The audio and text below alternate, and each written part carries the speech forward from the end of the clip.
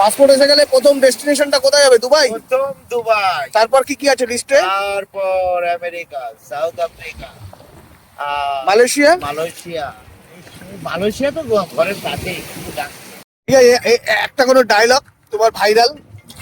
Final dialogue एटाई আছে, मैं जो बोलता हूँ वो करता हूँ, जो नहीं बोलता हूँ वो डेफिनेटली करता हूँ। एकदम। ये डीजे और उनका बानी है।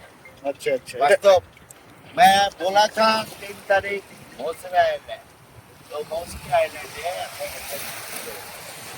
4 तारीख। 4 তারিখ হয়ে গেল, তাই তো? আজকে 4 তারিখ হয়ে গেল।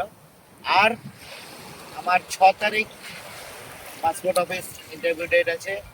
6 তারিখের পর কদিন পরে পাসপোর্ট আসবে, আমি জানিয়ে দেবো তোমাদেরকে। একদম। পাসপোর্ট এসে গেলেই বস তাই।